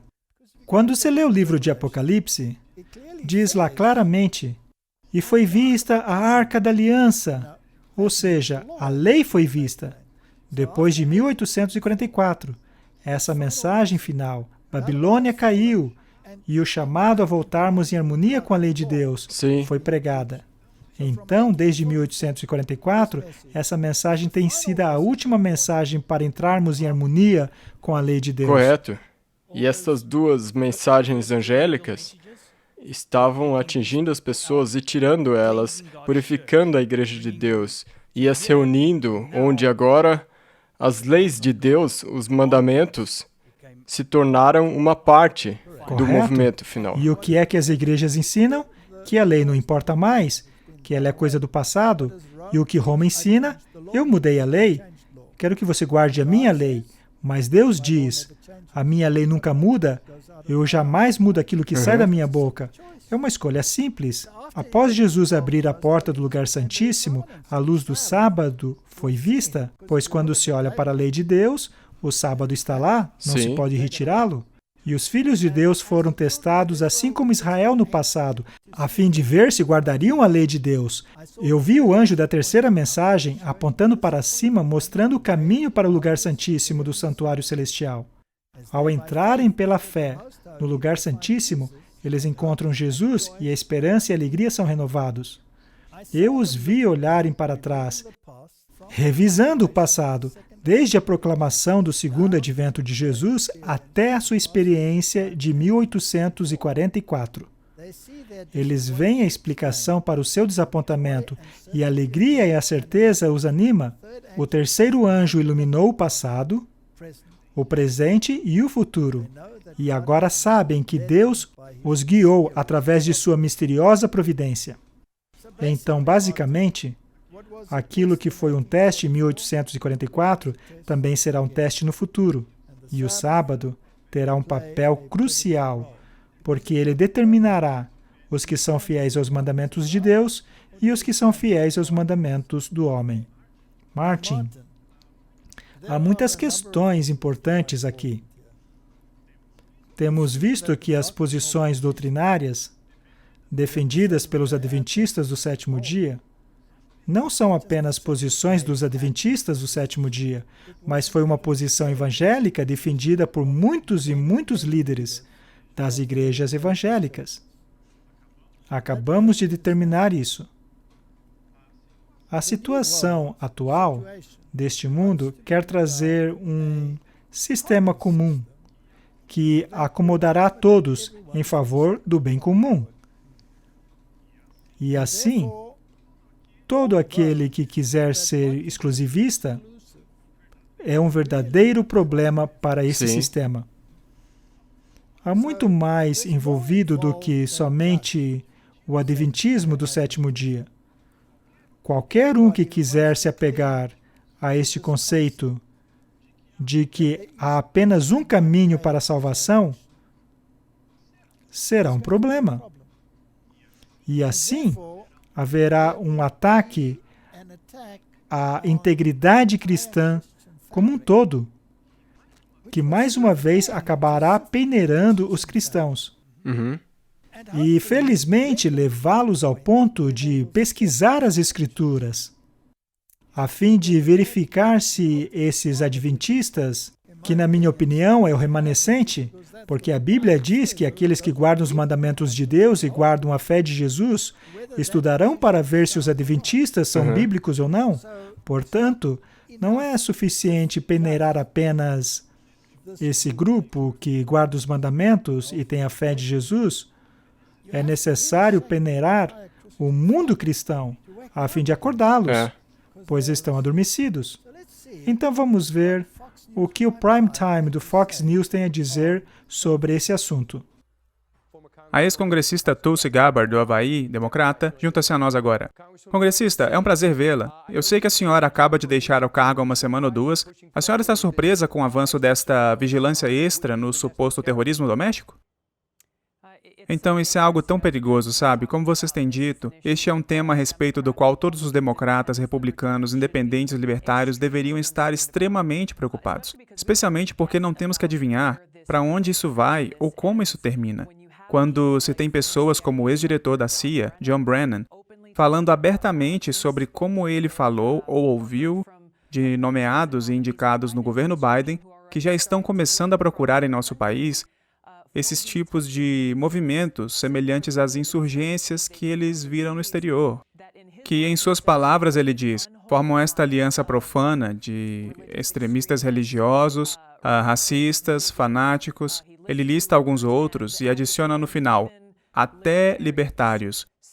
Então, quando você olha para o processo deles, tipo, quais características estamos procurando enquanto estamos construindo este perfil de um extremista em potencial? Sobre o que estamos falando? Extremistas religiosos? Estamos falando sobre cristãos evangélicos? O que é um extremista religioso? Seria alguém que é pró-vida? Quer dizer, para onde você leva isso? Você começa a analisar e, bem, obviamente você tem que ser uma pessoa branca, obviamente, provavelmente homem, libertários, bom, qualquer pessoa que ama a independência, a liberdade, talvez tenha uma bandeira americana fora de casa, ou pessoas que, sabe, participaram de um comício do Trump. Uma vez que você começa a trilhar esse caminho, você vê aonde isso leva. Um enfraquecimento muito perigoso de nossas liberdades civis, nossas liberdades em nossa Constituição, e uma segmentação de quase metade do país. Há pessoas que estão radicalizadas agora mesmo e vai demorar muito, vai levar muito tempo e muito esforço para desradicalizar essas pessoas. Nós temos, existem milhões de americanos, quase todos brancos, quase todos republicanos, que de alguma forma precisam ser desprogramados. É como se eles fossem membros de uma seita, a seita trumpista. Como vamos, realmente, quase desprogramar essas pessoas que se filiaram ao culto a Trump? Uau! Muito interessante.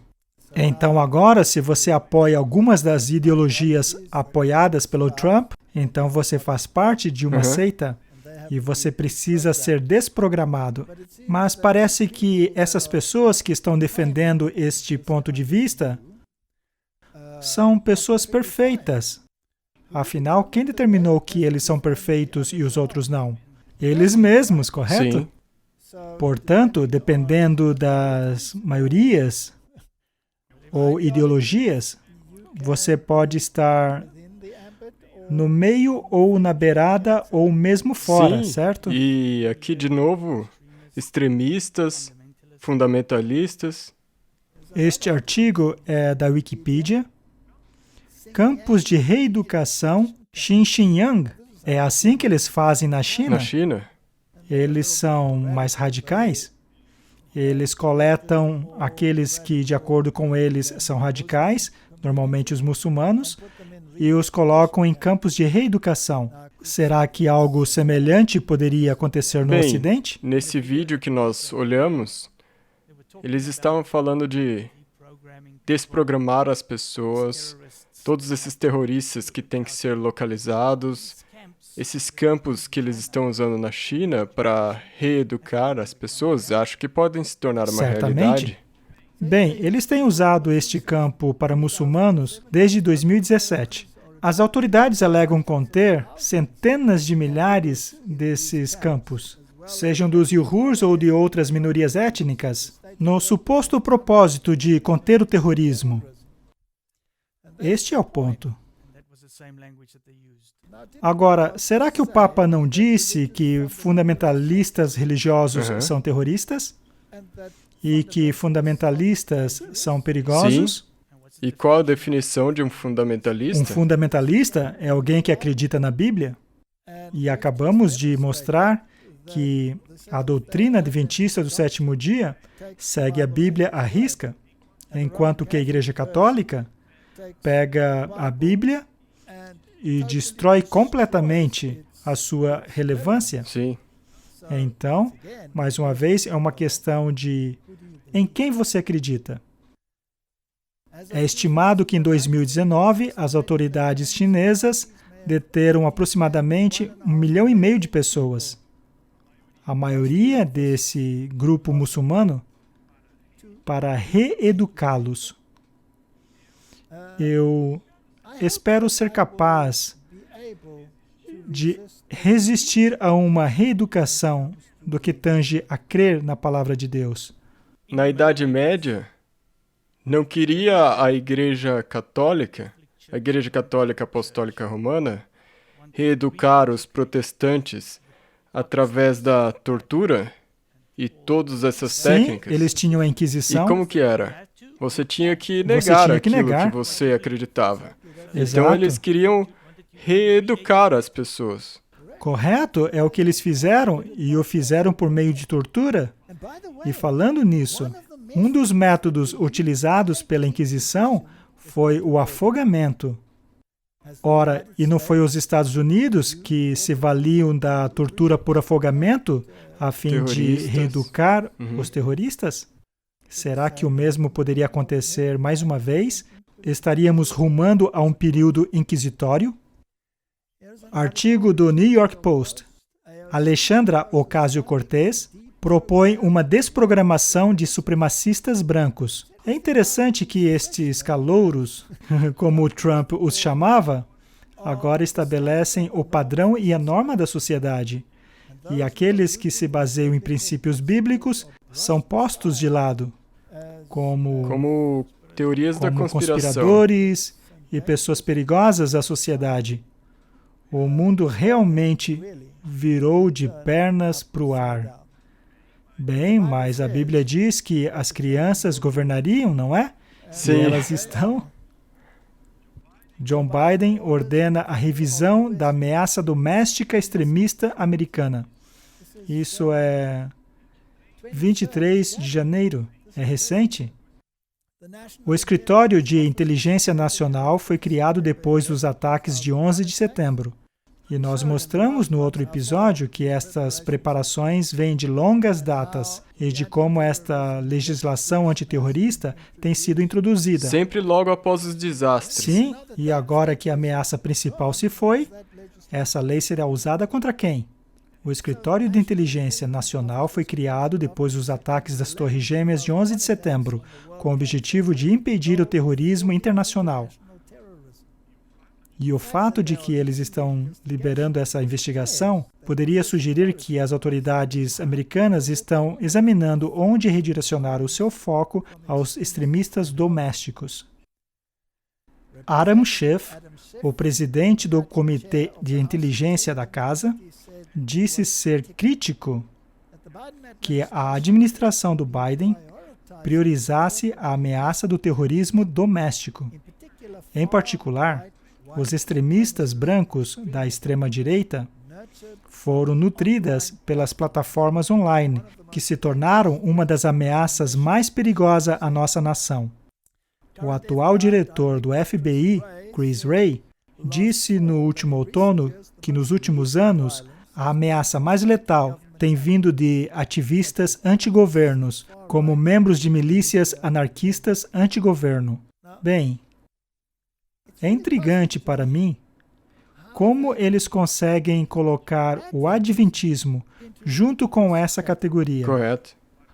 Para começar, o adventismo é provavelmente a organização mais antirracista que o mundo moderno já viu. Desde o seu começo. Sim. O adventismo tem deixado bem claro que todas as pessoas foram feitas iguais à vista de Deus, que não há diferença nenhuma entre elas, pois todas vieram do mesmo sangue. Sim. Ser um racista, enquanto se acredita que Jesus morreu por todos, é um total absurdo. Então, como é possível colocarem os adventistas com as suas bases multiculturais na mesma categoria desses extremistas? Tem que haver um plano. Deve haver um plano. Cerca de 16 mil cristãos querem Franklin Graham despedido por ter ajudado a incitar o tumulto no Capitólio. Esse homem é um cristão evangélico conservador. Por acaso estão mirando os canhões nele? Sim. E quem está mirando nele? Bem, eles se chamam de cristãos. Aham. Então seria possível que estes cristãos nominais atacaram aqueles que possuem convicções firmes sobre cristianismo e salvação? Sim. Esta é uma citação de Alice Bailey. É importante dizer que Alice Bailey é basicamente a profetisa das Nações Unidas. Ela vem do berço da teosofia, seguiu os passos da conhecida Helena Blavatsky, na qual Lúcifer era o verdadeiro Deus. Bem, essa organização forma a base dessas outras organizações que acabam formando as Nações Unidas. E eles acreditam no seguinte: Os objetivos e esforços das Nações Unidas irão resultar, eventualmente, na criação da nova Igreja de Deus, formada a partir de todas as religiões e grupos espirituais. Ela finalmente trará o fim à heresia do separatismo. Isso é fascinante. Não é Deus que diz, saia dela, povo meu? Sim, contra o você não pode ser salvo sozinho do Papa. Sim, de acordo com o Papa. Assim sendo, temos dois discursos contrários aqui. Amor, unidade e o Cristo ressurreto estarão presentes, e Ele nos mostrará a vida perfeita. Veja, este Cristo aqui não é o verdadeiro Jesus. Do movimento Nova Era. Robert Miller, que foi uma figura muito proeminente nas Nações Unidas, a nova educação é acreditada a ele, diz assim: as maiores religiões do mundo precisam acelerar dramaticamente seus movimentos ecumênicos e reconhecer a unidade de seus objetivos na diversidade de seus cultos. As religiões precisam cooperar ativamente a fim de trazer a níveis sem precedentes o melhor entendimento dos mistérios da vida e de nosso lugar no universo. Minha religião, sendo ela certa ou errada, minha nação, estando ela certa ou errada, precisam ser abandonados para sempre na nova era planetária. Donald Trump. Era ele nacionalista? Sim. E será que o Biden é nacionalista? Não. Não. Minha religião, sendo certa ou errada, precisa ser abandonado para sempre na era planetária. Deve haver apenas o coletivo global. Minha religião, sendo certa ou errada, precisa ser abandonada. Portanto, se você disser, não há nenhum outro caminho para a salvação a não ser através de Jesus Cristo, esta crença deve ser então abandonada? Sim. A indicada vice-presidente pelo Partido Democrático em 1984 e diretor executivo da futura Sociedade Mundial, Barbara Marx Hubbard, não mede suas palavras quando diz: a humanidade não será capaz de fazer a transição de uma vida terrena para uma vida universal, até que o joio seja finalmente separado do trigo. Nenhuma paz mundial prevalecerá até que os membros egoístas desse corpo planetário ou mudem ou morram. Só há essa escolha: ou eles decidem morrer ou mudar.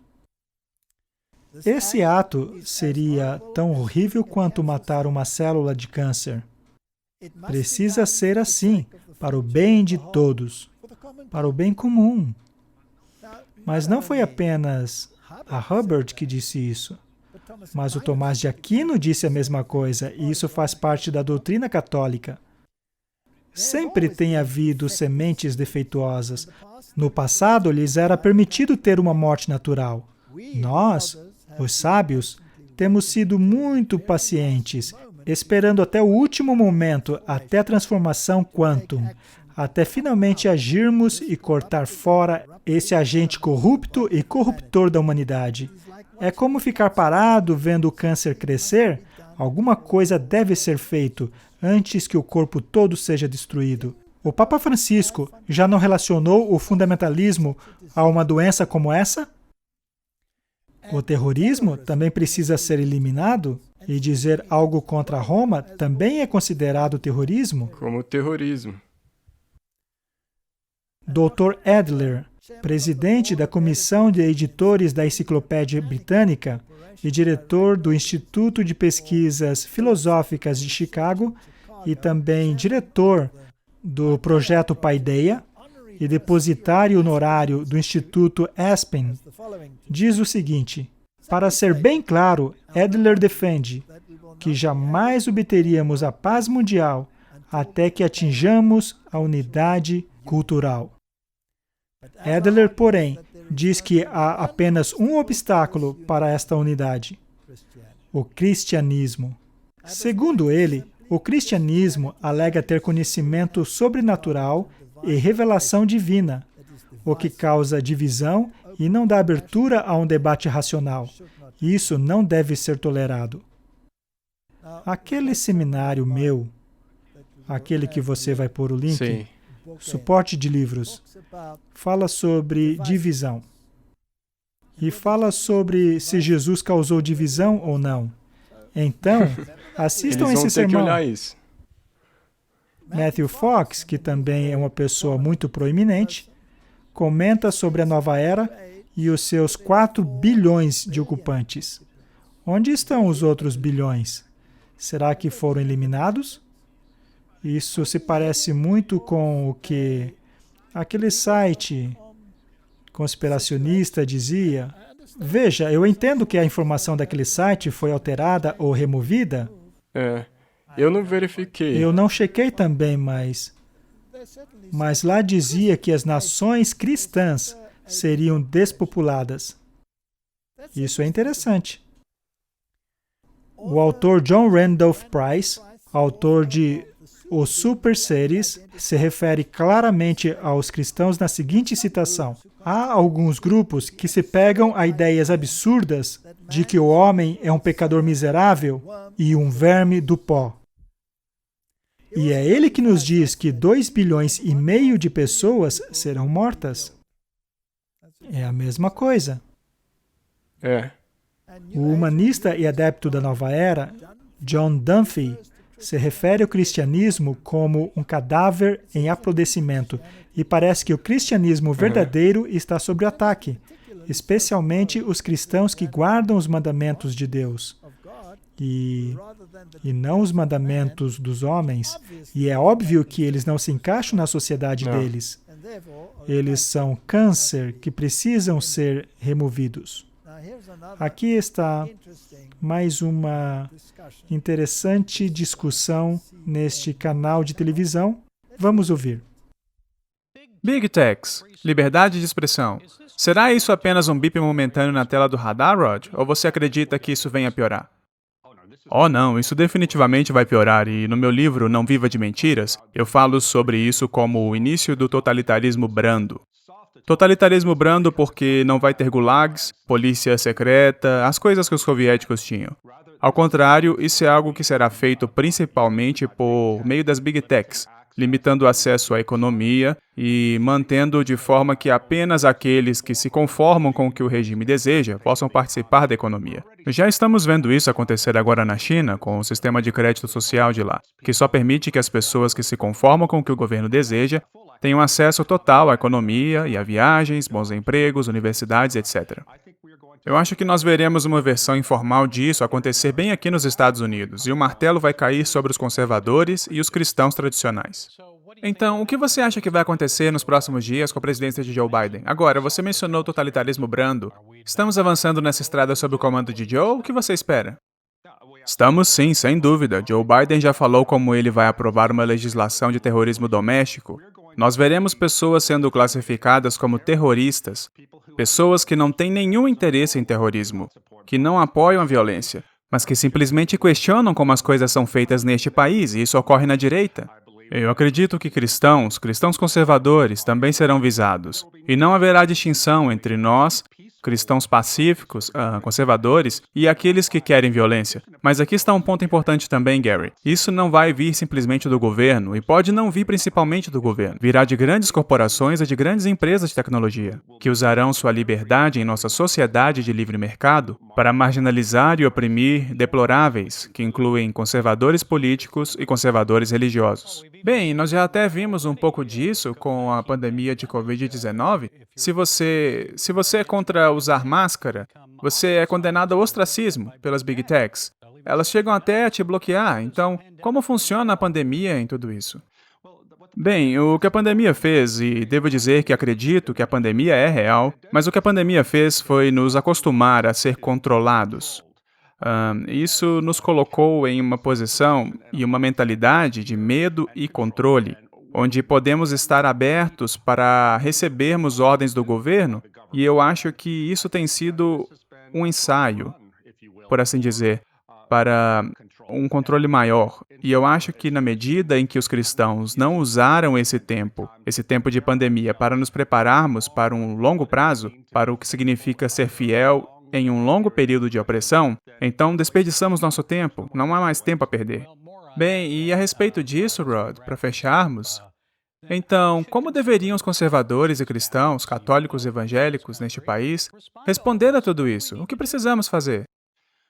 Bem, eu acho que a primeira coisa que precisamos fazer é nos enraizar o mais firmemente possível em nossa fé e na comunidade. Eu estava conversando ontem à noite com um ex-militar da inteligência, um cristão, que disse que nenhum cristão deveria acreditar que tudo o que dizemos online ou mediado eletronicamente seja seguro. Isso será armazenado em algum lugar. Soa paranoico, mas não é paranoico. Isso está no meu livro Não Viva de Mentiras.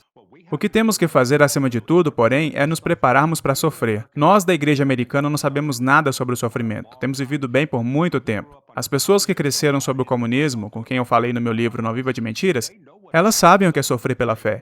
Temos que começar a aprender com a experiência delas e estar preparados para sermos inabaláveis e sofrermos sem odiar nosso inimigo. O que você acha disso, Martin? Eu acho que a Bíblia contou a mesma história que ele acabou de mencionar, previndo o que virá. Então haverá um tempo de angústia como nunca houve. Qualquer um que não se encaixa nesse sistema precisa ser erradicado. Martin, este é um movimento cujo objetivo é eliminar todos aqueles que possuem firmes convicções e não serão facilmente integrados a este novo sistema. E é óbvio que ele eventualmente chegará naqueles que ousam chamar esse sistema e aqueles que o defendem de o falso profeta. Ou, ainda pior, chamar a besta de anticristo e atrelá-la à Igreja Católica Romana. Uma vez que tudo isso seja estabelecido, então eu acredito que a grande perseguição começará. A primeira citação que você mostrou, os adventistas do sétimo dia vão se tornar mais proeminentes nas notícias, como já tem acontecido.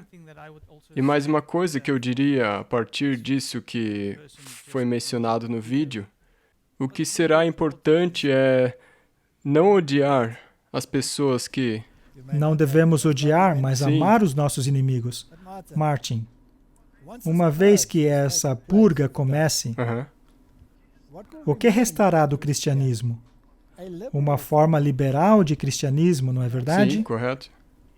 E uma forma liberal de cristianismo certamente será um ataque ao adventismo e particularmente ao sábado. Especialmente se o sábado se tornar parte desse grande movimento para salvar o planeta, a Laudato Si. Sendo assim, você consegue ver os adventistas do sétimo dia e particularmente o sábado tornarem-se o assunto proeminente? Sim. E é exatamente isso o que a Bíblia diz Que acontecerá. Com a terceira mensagem angélica em 1844, com certeza. E assim será. Portanto, eu espero que isso tenha tornado o assunto mais claro. Vamos orar. Pai Celestial, o Senhor previu um tempo de angústia e nós estamos vendo um tempo de angústia.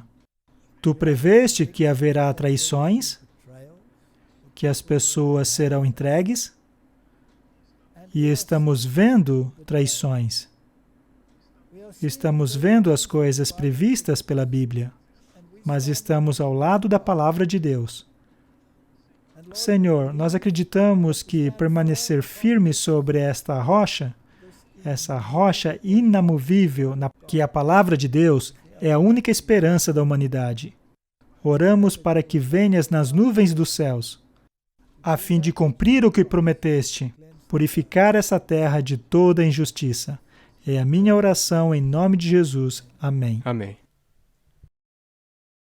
Obrigado por assistir esse vídeo. Para se inscrever, clique aqui. Clique no sininho para receber notificações. Para assistir o próximo vídeo, clique aqui. Muito obrigado.